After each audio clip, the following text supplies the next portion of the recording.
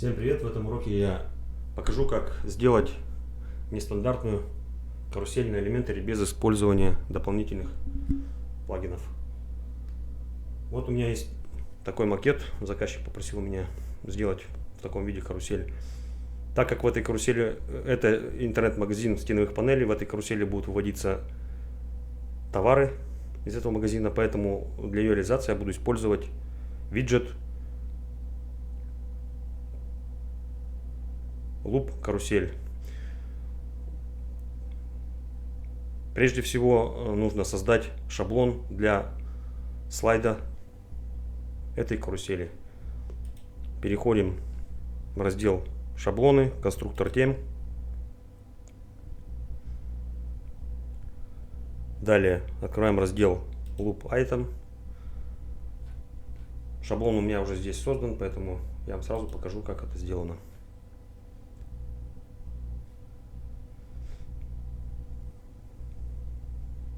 Открываем шаблон. Так, это я пока скрою. Так, первым делом создаем родительский контейнер. Высоту я ему явно не задаю. Она здесь 380. Эта высота у нас сложится из высот всех трех элементов, то есть изображения, текста и кнопки. Далее добавляю сюда контейнер. В этом контейнере я буду выводить изображение. Это не изображение товара, это фотография интерьера, в котором используется данная стеновая панель. Эта фотография у меня добавлена к товару через произвольные поля. Без разницы, здесь можно вывести изображение товара, либо любое другое изображение. Изображение я буду вставлять фоном. Это удобнее, так как при изменении размеров вот этого контейнера все будет аккуратненько вписываться в этот контейнер. Переходим в настройки стилей данного контейнера. Здесь можно выбрать изображение, но я обычно использую фон, поэтому я нажимаю сюда динамические теги. Здесь я выбираю произвольные поля. Также можно выбрать сопутствующее изображение. Вот сейчас, если я нажму сюда, здесь должно появиться изображение товара. Но мне здесь нужно не изображение товара, а фотографии интерьера, поэтому я выбираю здесь произвольные поля и выбираю фото интерьера. Это у меня произвольное поле, которое добавлено к товару. Этому контейнеру я задам высоту 270 по макету. Вот, ширина у него 270 и высота также 270. Далее я добавляю сюда подпись. Это цвет. Цвет у меня также задан через произвольное поле, поэтому я в этот контейнер помещу два заголовка. Это слово цвет, оно будет везде одинаково. И второй заголовок — это уже цвет непосредственно товара. Также я его добавлю через произвольное поле. Динамический тег, произвольное поле, и здесь выберу цвет. Далее добавляем кнопку. Кнопка у меня тоже сделана. Добавим ссылку кнопки. Также добавляется через динамический тег. Выбираю URL записи. Также заказчик попросил, чтобы можно было перейти по клику по изображению. Переходим в настройки контейнера, дополнительные опции. Выбираем тег, ссылка, и через динамический тег добавляем URL записи. Сохраняем. Так, данный шаблон у нас называется «Товар на главной». Теперь переходим на страницу, где нам нужно будет разместить эту карусель. По макету эта карусель у нас идет на всю ширину, причем она еще немножко заходит за края. Поэтому, так, это нам не нужно. Добавляем родительский контейнер. Родительский контейнер будет на всю ширину. Удаляем все отступы. Ну, можно сверху на серединку его вывести, допустим, чтобы он был перед глазами. Так. В этот контейнер, так как у нас карусель шире, чем сам экран, нужно добавить еще один контейнер шириной во всю ширину карусели. Вот у нас общая ширина карусели 2200. Но здесь немножко я не буду здесь уменьшать вот эти два первых и два последних слайда, поэтому я посчитаю, буду считать, что все слайды у меня будут по ширине одинаковые, и тем самым можно найти полную ширину нашей карусели. То есть 270 умножаем на 8 слайдов, которые у нас будут отображаться на экране, и добавляем 7 отступов по 20 пикселей. Общая ширина у меня получилась 2400 пикселей. Помещаем в наш основной контейнер дополнительный контейнер. Основному контейнеру задаем выравнивание элемента, то есть внутреннего контейнера по центру, и внутреннему контейнеру, он у нас также будет без отступов, внутреннему контейнеру задаем ширину в 2300 пикселей. Так как внутренний контейнер у нас шире, чем основной контейнер, у нас появился горизонтальный скролл. Это неправильно, это будет некрасиво. Поэтому родительскому контейнеру зададим свойства в дополнительных опциях Overflow скрыто. То есть все, что будет выходить за края этого контейнера, будет скрываться. И страница у нас не будет ломаться. Проверим. Пока все пусто. Все, теперь можно в наш внутренний контейнер поместить виджет Loop карусель. Вот он у нас здесь. Вставляем и выбираем наш шаблон. Так. Товар на главной. Задаем количество слайдов 8 по макету, и слайдов, которые будут отображаться, тоже 8. Ну, здесь количество слайдов может быть любое, это зависит от того, сколько заказчик хочет вывести на главную страницу всего товаров, но видимых товаров у нас будет 8, строго 8, заданное число. Слайд on scroll, это поскольку слайдов у нас будет прокручиваться. Далее настраиваем запрос. Значит, в этой карусели у нас будут вводиться товары, поэтому выбираем источник товары. Вот у нас вывелись все наши товары по шаблону. Смотрим, что у нас получилось на улице. Так, сделаем так. И все, вот наша каруселька появилась по центру. Ничего у нас не ломается, и аккуратненько.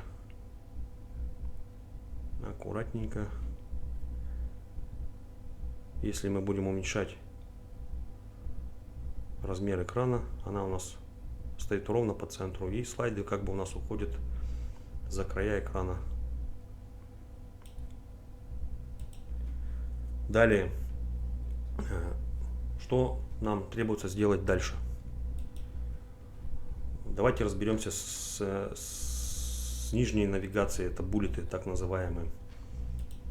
Для того, чтобы нам сделать их в таком виде, необходимо прописать стили. Значит, у них ширина будет 20 пикселей, высота будет 4 пикселя и цвет.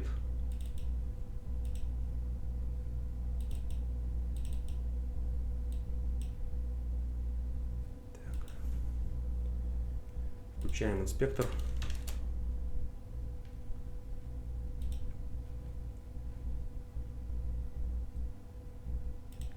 Смотрим,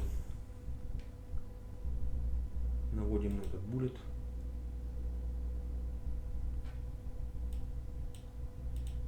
Вот у него класс. Зададим стиль этому классу.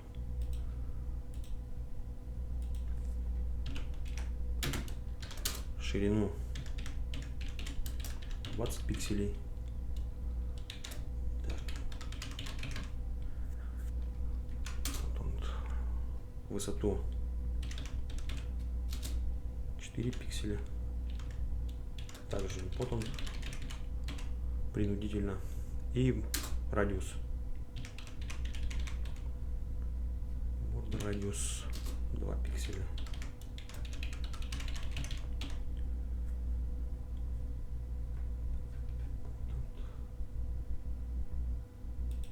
Так, посмотрим,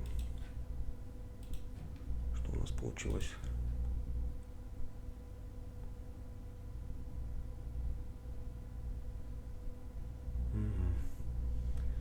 Дальше нам нужно активный цвет перекрасить в желтый и задать ему ширину 40 пикселей.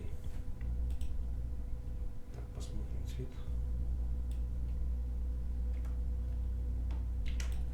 Как правило, к активному элементу в элементаре добавляется класс Active. Смотрим. Да, вот он. Добавим стили к активному элементу. Так, точка.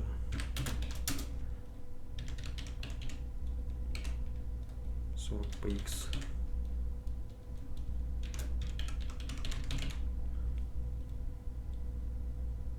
И цвет.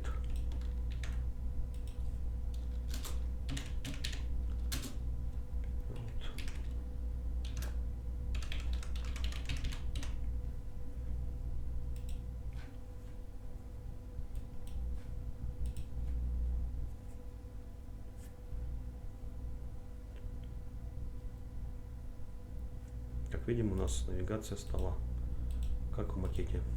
Опускать ниже я ее не буду, это не важно. Теперь зададим стили нашим стрелкам. Так, теперь бы еще найти сейчас. Посмотрим они где у нас.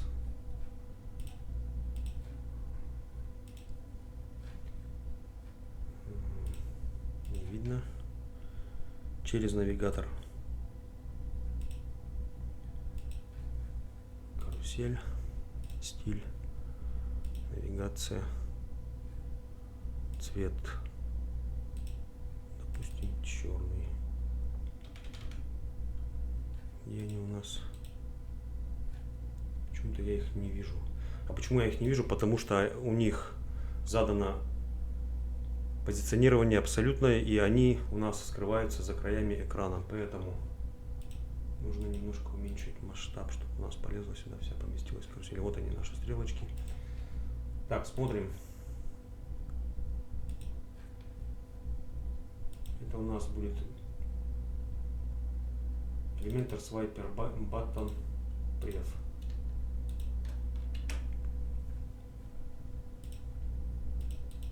Берем класс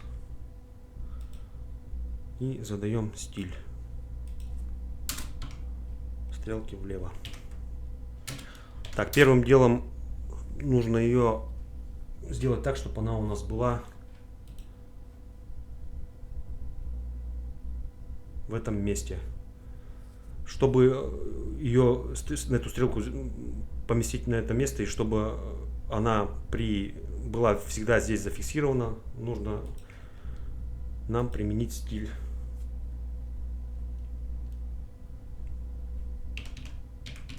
Left, слева. Делать через калькулятор. Значит, берем 50%, это у нас середина экрана, и прибавляем, ну, примерно, я думаю, что 500 пикселей. 500 пикселей. Так, принудительно. Вот у нас появилась стрелочка. Допустим, если мы здесь зададим 0, она у нас появится ровно по центру экрана. Пока пусть здесь находится, давайте добавим ей фон и цвет. Значит, у нас отступы здесь по 10 и бэкграунд желтый. Добавляем отступы. 10px. Дальше фон. Background. И бордер. Радиус сколько там? 4px. Бордер. Радиус 4px. Все, давайте сразу сюда выведем и вторую стрелку, чтобы она у нас была перед нами. Потом уже мы сдадим им нужную позицию. Это у нас Elementor Swiper Button Next. И здесь меняем left на right, так как у нас находится справа. Вот у нас обе стрелочки появились перед глазами, поэтому можно посмотреть, как они работают. Сейчас у них, значит, позиция фиксирована, они уже отсюда никуда не денутся. Вот, если мы будем умещать экран, все нормально. Теперь найдем примерно позицию для стрелки влево и для стрелки вправо. Значит, здесь мы вычтем, вычитаем расстояние примерно 500, нет, не 500, 550, 570, 590, ну примерно так. А здесь прибавим 590. Тоже вычтем, потому что у нас это справа. Так, здесь немножко не так. Немножко 580. Почему получилось так? Потому что у нас отступ у каждого слайда идет справа. Смотрим, что у нас получилось. Как это выглядит на улице.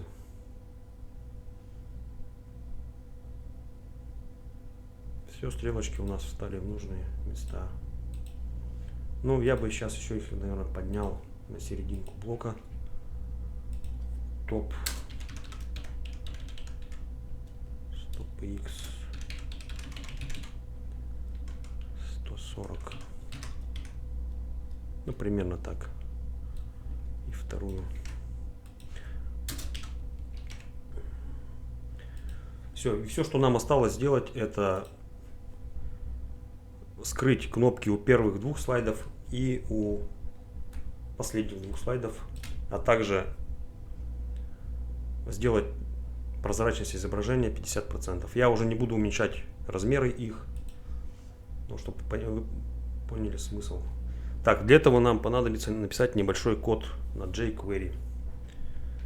Код я вставляю прямо под нужный блок, чтобы его не искать потом где-то. Можно где-то в отдельном месте, допустим, в подвале его писать. Но я обычно вставляю прямо под нужный блок.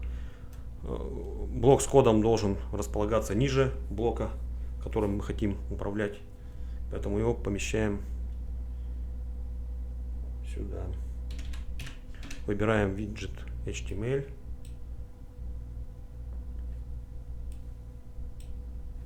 Что ты? Все, вот он у нас здесь появился. И сюда нам нужно добавить небольшой скрипт.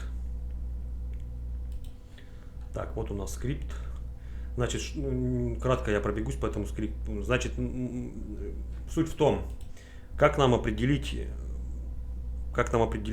первые два слайда и последние два слайда. Сейчас я отключу у карусели автопроигрывание, чтобы было удобнее. Так, содержимое, настройки, автовоспроизведение.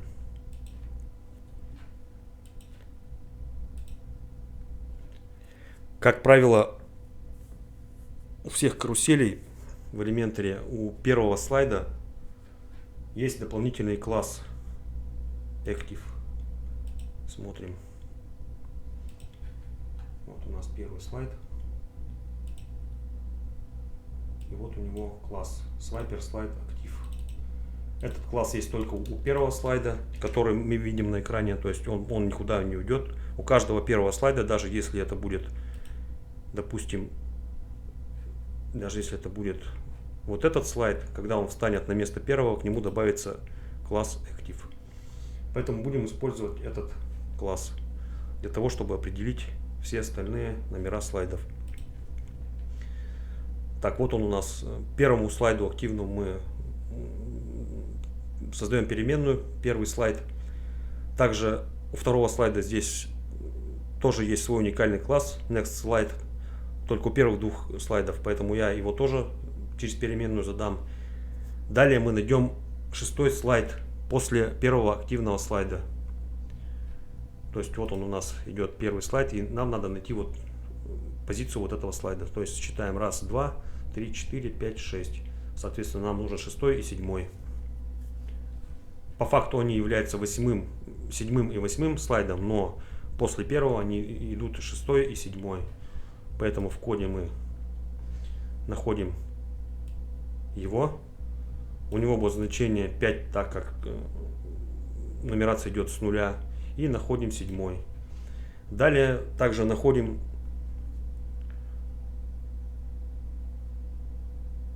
второй, третий, 4 и 5. Это вот эти, то есть вот идет после активного 1, 2, 3, 4 и 5. Это чтобы нам задать для них классы, чтобы кнопка отображалась, так как если мы не зададим, то есть у нас если у 7 слайда при скролле она пропадет, и далее если мы начнем скроллить дальше, то у нас этот слайд переместится сюда, и он будет без кнопки и с полупрозрачным фоном. Так, и теперь скроем в 6 слайде кнопку, у кнопки прописан класс, и в 7 слайде скроем кнопку, у них прописан одинаковый класс. Далее добавим полупрозрачность для изображений в 6 и у 7 слайда. Теперь у 2, 3, 4, 1,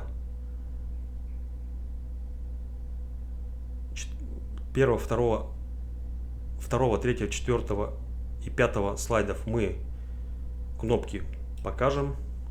То есть Show, Show, Show, Show. Зададим прозрачность единица, чтобы у нас изображение было в нормальном виде. И первым двум слайдам также, у первых двух слайдов также скроем кнопку и сделаем полупрозрачным изображение. И далее эту функцию будем вызывать каждую 0,1 секунду, чтобы у нас мониторилась страница, так как мы будем листать эту карусель. И надо, чтобы у нас этот код срабатывал постоянно. Можно было его, конечно, повесить на кнопки навигации, но я уже не стал заморачиваться, так проще. Все, и добавляем этот код в наш блок. Обновляем. И смотрим, как у нас это будет на улице выглядеть.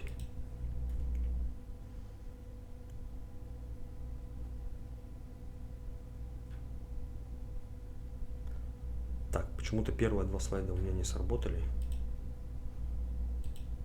Так, и вторые 2 слайда.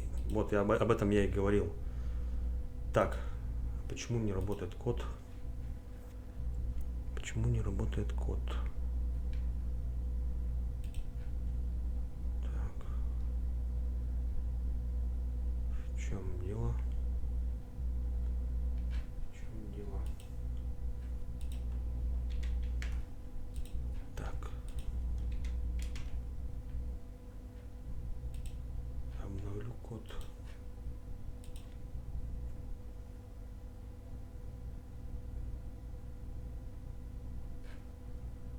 Посмотрим в консоли. Ошибок. А, вот, все сработало, значит, немножко неправильно. Вот, смотрим. Все. Значит, при